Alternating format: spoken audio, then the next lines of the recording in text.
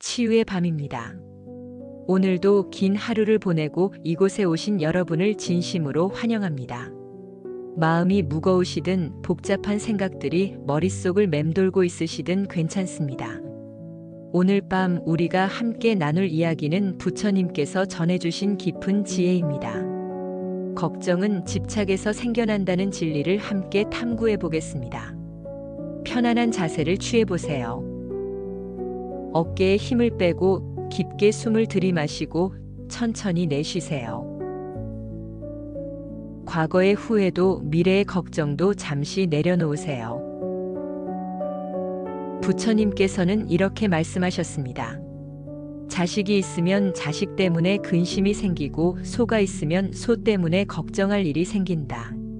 사람의 슬픔이란 의지하는 것에 의해 생기니 의지하는 것이 없는 사람은 슬픔도 없다. 이 말씀을 처음 들으면 너무 냉정하게 느껴질 수 있습니다. 그럼 아무것도 사랑하지 말라는 건가? 아무것도 소중히 여기지 말라는 건가? 라고 생각할 수 있죠. 하지만 부처님의 의도는 전혀 그렇지 않습니다. 부처님께서는 우리에게 사랑하지 말라고 하신 것이 아니라 집착과 사랑의 차이를 알라고 하신 것입니다. 잠시 멈춰서 생각해 보세요. 지금 당신을 가장 괴롭히는 걱정은 무엇인가요? 우리 아이가 좋은 대학에 못 가면 어떡하지? 좋은 직장을 못 구하면 어떡하지? 자녀의 장래 때문에 밤잠을 설치고 계시나요? 동기들은 다 앞서가는데 나만 뒤처지는 것 같아. 회사에서의 승진이나 연봉 때문에 스트레스를 받고 계시나요? 이 사람이 나를 정말 사랑하는 걸까? 사랑하는 사람과의 관계 때문에 괴로워하고 계시나요? 이 모든 걱정들을 조용히 바라보세요. 판단하지 말고 비난하지 말고 그저 관찰해 보세요. 부처님의 말씀처럼 우리의 모든 걱정은 우리가 소중히 여기는 것들, 즉 집착하는 것들에서 나옵니다. 여기서 중요한 깨달음이 있습니다. 우리가 사랑하는 사람, 소중히 여기는 것들 자체가 문제가 아니라는 점입니다. 문제는 그것들을 소유하려 하고 통제하려 하고 영원히 변하지 않게 하려는 우리의 마음입니다. 예를 들어봅시다. 어머니가 아이를 사랑하는 것은 아름다운 일입니다.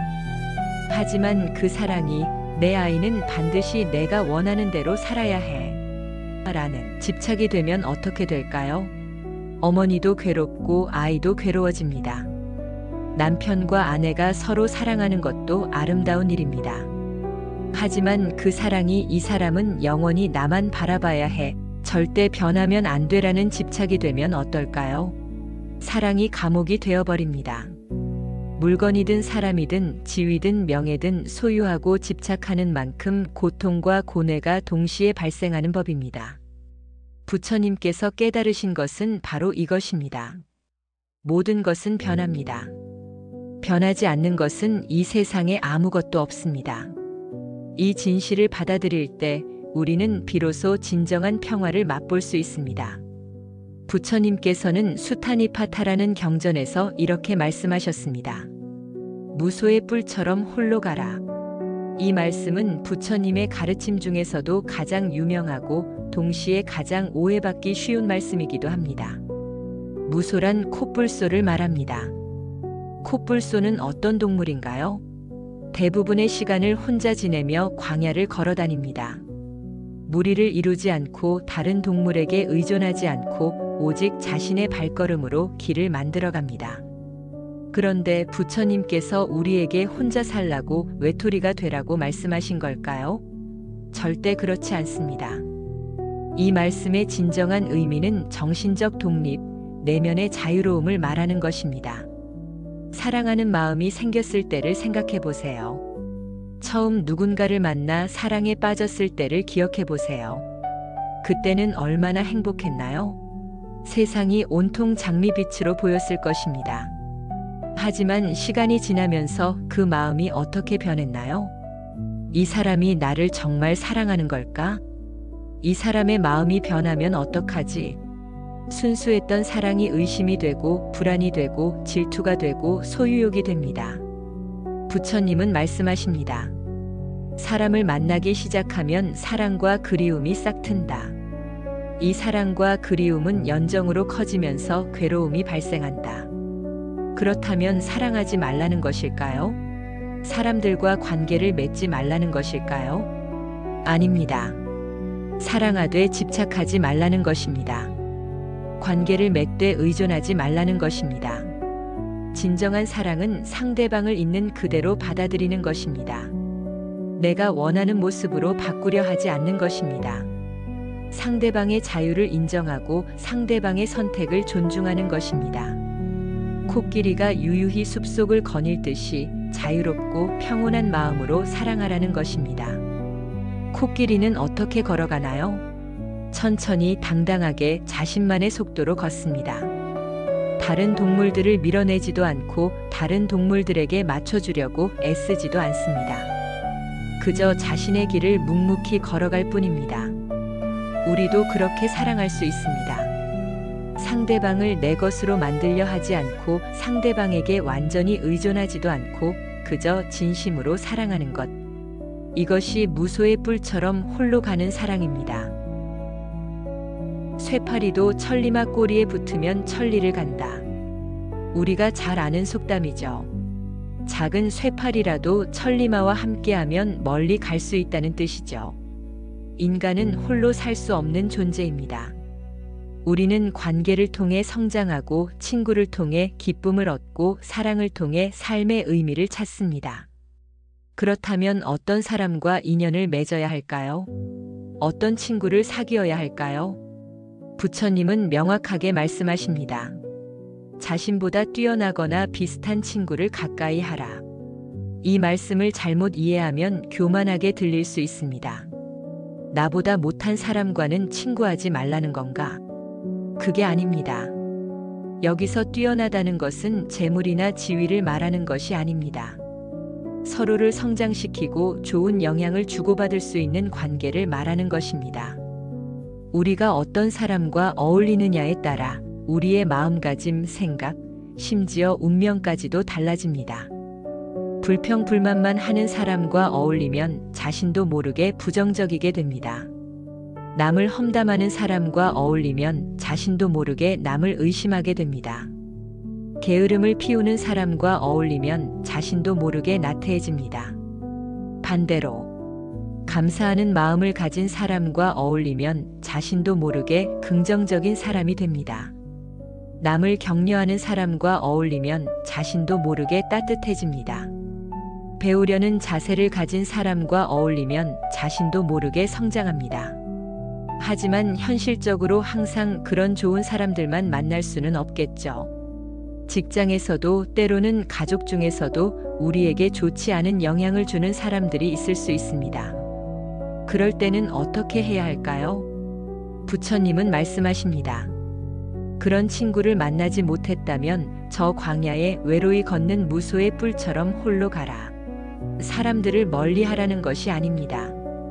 나쁜 영향에 휩쓸리느니 차라리 홀로 서서 자신의 내면을 닦으라는 것입니다. 때로는 혼자 있는 시간이 필요합니다. 조용히 자신을 돌아보고 책을 읽고 명상하는 시간이 필요합니다. 이 시간을 통해 우리는 내면의 힘을 기르고 올바른 판단력을 기를 수 있습니다. 고난을 이겨내라. 두려워하지 말라. 저 광야에 외로이 걷는 무소의 뿔처럼 홀로 가라. 삶에는 언제나 어려움이 있습니다. 우리가 원하는 대로만 되는 인생은 없습니다. 때로는 예상치 못한 병이 찾아오고 때로는 사랑하는 사람과 이별해야 하고 때로는 경제적인 어려움에 처하기도 합니다. 승려들이 탁발을 할 때를 생각해 보세요. 어떤 집에서는 맛있는 음식을 주기도 하고 어떤 집에서는 남은 음식을 주기도 하고 어떤 집에서는 아무것도 주지 않기도 합니다. 승려는 무엇을 받든 감사히 받아야 합니다. 이것 말고 저것을 달라, 이건 맛이 없다라고 선택하거나 불평할 수 없습니다.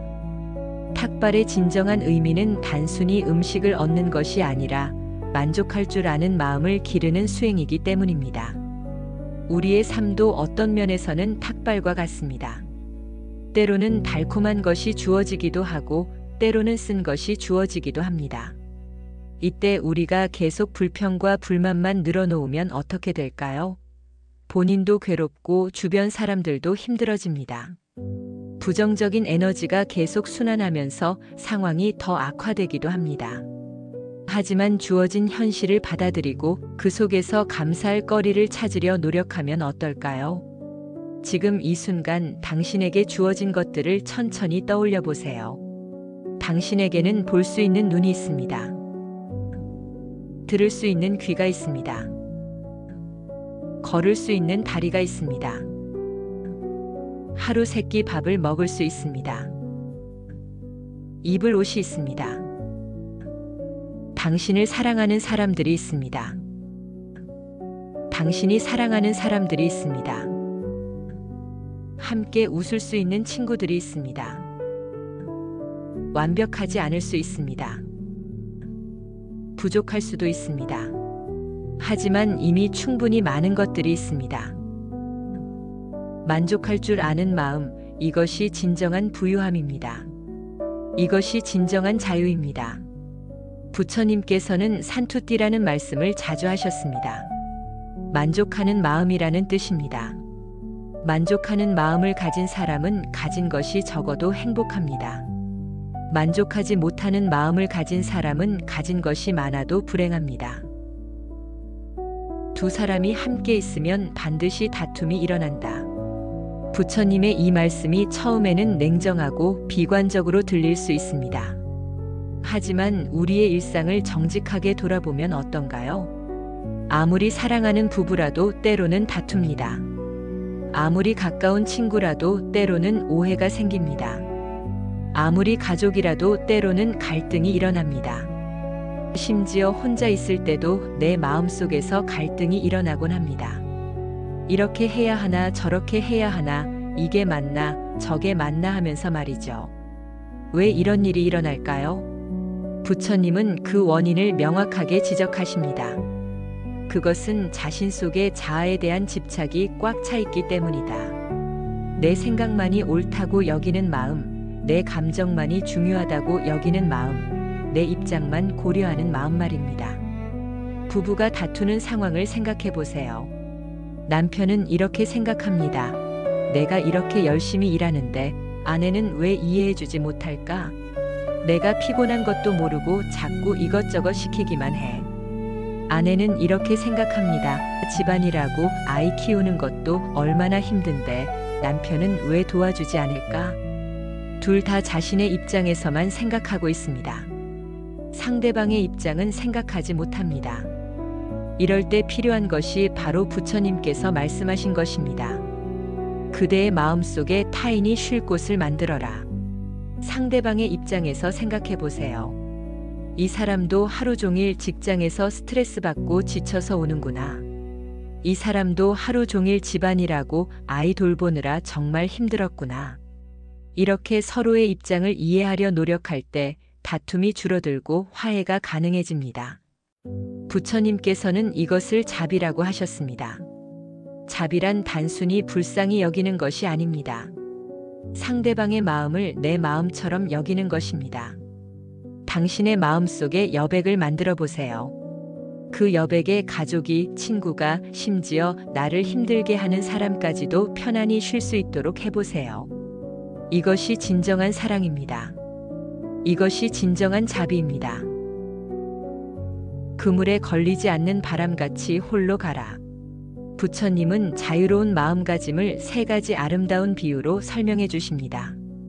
첫 번째, 큰 소리에 놀라지 않는 사자. 사자는 어떤 동물인가요? 숲의 왕이라고 불리죠. 사자는 천둥이 쳐도 비가 내려도 다른 동물들이 소리를 질러도 놀라지 않습니다.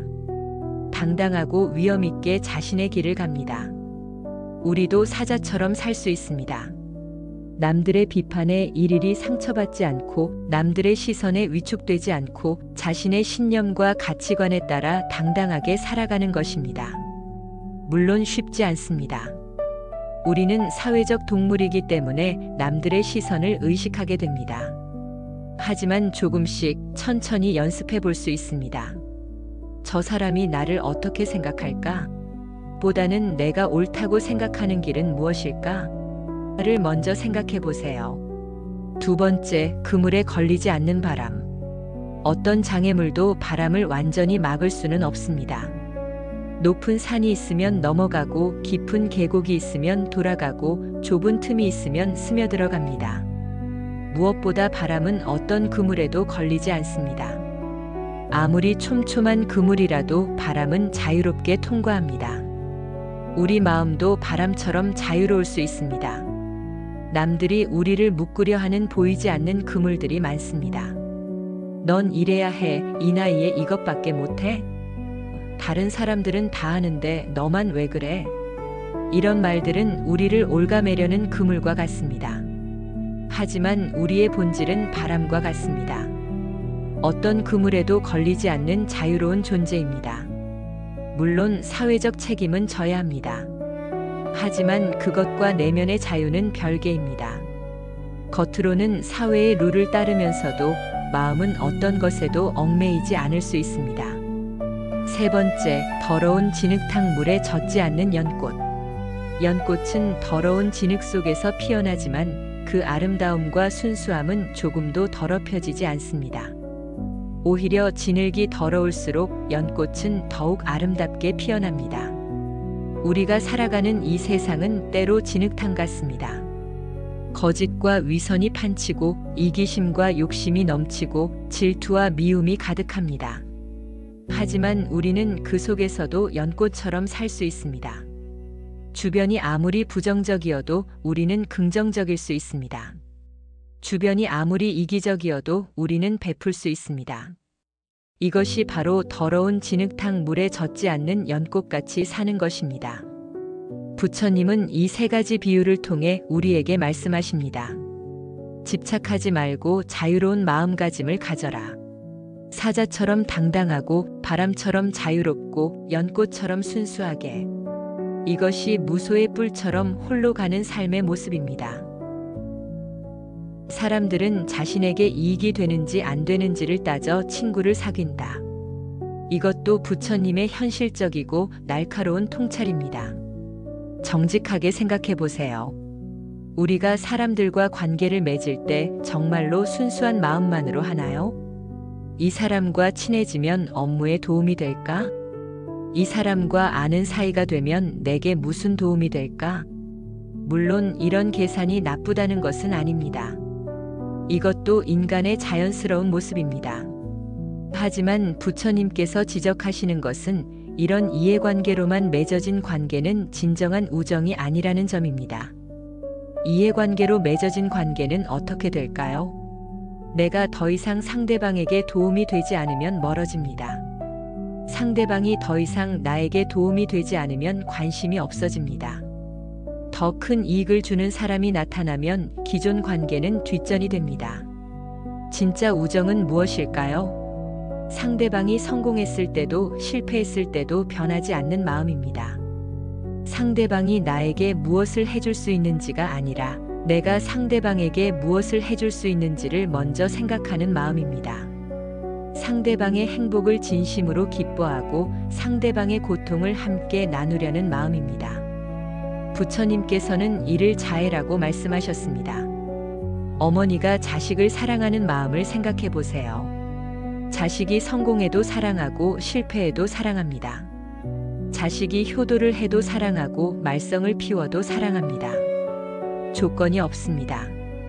우리도 그런 마음으로 사람들을 대할 수 있습니다. 이 사람이 나에게 무엇을 해줄까? 가 아니라 내가 이 사람에게 무엇을 해줄 수 있을까? 이 사람과 아는 사이가 되면 내게 무슨 이익이 될까? 가 아니라 내가 이 사람에게 조금이라도 도움이 될 수 있을까? 이렇게 생각할 때 진정한 우정이 꽃필 수 있습니다. 물론 이런 마음으로 접근해도 모든 사람이 같은 마음으로 응답하지는 않을 것입니다. 어떤 사람은 이용하려 할 수도 있고 어떤 사람은 무시할 수도 있습니다. 그래도 괜찮습니다. 중요한 것은 상대방의 반응이 아니라 내 마음의 상태입니다. 진정한 사랑은 받기 위해서 주는 것이 아닙니다. 주는 것 자체가 기쁨이고 보람이기 때문에 주는 것입니다. 그리고 신기하게도 이런 마음으로 살아가다 보면 정말로 진심 어린 사람들을 만나게 됩니다. 부처님의 가르침에서 빼놓을 수 없는 것이 무상에 대한 깨달음입니다. 무상이란 모든 것이 변한다는 뜻입니다. 영원한 것은 아무것도 없다는 뜻입니다. 우리가 집착하는 많은 것들을 생각해 보세요. 우리는 언젠가는 늙고 병들게 됩니다. 재산과 지위는 언젠가는 사라질 수 있습니다. 사랑하는 사람들과는 언젠가는 이별해야 합니다. 심지어 우리 자신도 언젠가는 죽음을 맞게 됩니다. 이런 말을 하면 우울하고 절망적으로 들릴 수 있습니다. 오히려 이 진실을 받아들일 때 우리는 더 자유로워지고 더 평화로워질 수 있습니다. 언젠가 우리는 모두 이 세상을 떠나게 됩니다. 그때 우리가 가져갈 수 있는 것은 무엇일까요? 돈도 가져갈 수 없습니다. 집도 가져갈 수 없습니다. 심지어 사랑하는 사람들도 함께 갈 수 없습니다. 가져갈 수 있는 것은 오직 하나뿐입니다. 우리가 살아가면서 쌓은 선한 행동들, 사랑과 자비의 마음, 지혜와 깨달음입니다. 이것을 깨달으면 삶의 우선순위가 바뀝니다. 남들에게 자랑하기 위해 비싼 물건을 사는 것보다 누군가에게 작은 도움이라도 주는 것이 더 의미 있게 느껴집니다. 남들보다 앞서 나가기 위해 경쟁하는 것보다 내 마음의 평화를 찾는 것이 더 중요하게 느껴집니다. 더 많이 가지려고 애쓰는 것보다 가지고 있는 것에 감사하는 마음이 더 소중하게 느껴집니다. 부처님께서는 이렇게 말씀하셨습니다. 모든 존재는 죽음을 두려워한다. 모든 존재는 죽고 싶어 하지 않는다. 자신을 남과 같다고 여기고 죽이지도 말고 죽게 하지도 말라. 우리 모두는 같은 운명을 가진 존재들입니다. 모두 언젠가는 죽을 운명이고 모두 죽음을 두려워하고 모두 행복하기를 원합니다. 이것을 깨달으면 남을 미워할 이유가 없어집니다. 남과 경쟁할 이유도 줄어듭니다. 오히려 서로 위로하고 도우며 살아가고 싶어집니다. 죽음에 대한 성찰은 우리를 더 겸손하게 만들고 더 자비롭게 만들고 더 지혜롭게 만듭니다. 무소의 뿔처럼 홀로 가라는 가르침의 또 다른 측면은 현재 순간에 온전히 깨어있기입니다. 콧불소는 어떻게 걸어가나요? 과거를 후회하면서 걷지 않습니다. 미래를 걱정하면서 걷지도 않습니다. 지금 이 순간 이 발걸음에만 집중해서 걷습니다. 우리는 어떻게 살고 있나요? 아침에 일어나면서부터 하루 종일 해야 할 일들을 걱정합니다. 출근길에는 오늘 회사에서 일어날 일들을 미리 생각합니다. 일하면서는 퇴근 후 계획을 세웁니다. 집에 돌아와서는 내일 할 일을 걱정합니다. 잠자리에 들어서도 과거의 실수들을 후회합니다. 정작 지금 이 순간에는 집중하지 못합니다. 밥을 먹으면서도 다른 생각을 하고 가족과 대화하면서도 다른 생각을 합니다. 부처님께서는 마음 챙김을 하라고 하셨습니다. 지금 이 순간에 깨어있는 것, 지금 이 순간을 온전히 경험하는 것, 지금 이 순간에 감사하는 것 말입니다. 간단하게 연습을 해볼까요? 지금 앉아있거나 누워있는 자세를 느껴보세요. 의자나 침대가 당신의 몸을 받치고 있는 느낌을 느껴보세요. 옷이 피부에 닿는 느낌을 느껴보세요. 공기가 코로 들어오고 나가는 느낌을 느껴보세요. 이것이 바로 현재 순간에 깨어있는 것입니다. 과거는 이미 지나갔습니다. 아무리 후회해도 바꿀 수 없습니다. 미래는 아직 오지 않았습니다. 아무리 걱정해도 확실하지 않습니다. 우리가 실제로 살 수 있는 시간은 오직 지금뿐입니다. 지금 이 순간을 온전히 살아보세요. 지금 이 순간에 감사해보세요. 이것이 무소의 뿔처럼 홀로 가는 또 다른 의미입니다. 함께 발언해 보겠습니다. 오늘 이 가르침을 들은 공덕으로 모든 존재들이 집착의 괴로움에서 벗어나기를, 모든 존재들이 자유롭고 평화로운 마음을 갖기를, 모든 존재들이 진정한 행복을 찾기를 발언합니다. 나 자신도 매일 조금씩 더 나은 사람이 되어 주변 사람들에게 작은 도움이라도 되기를 바라랍니다. 오늘 밤은 깊고 평안한 잠 드시기를 바라랍니다. 고맙습니다. 치유의 밤이었습니다. 구독과 알림 설정으로 더 많은 분들에게 이 가르침이 전해질 수 있도록 도와주세요. 평안하세요.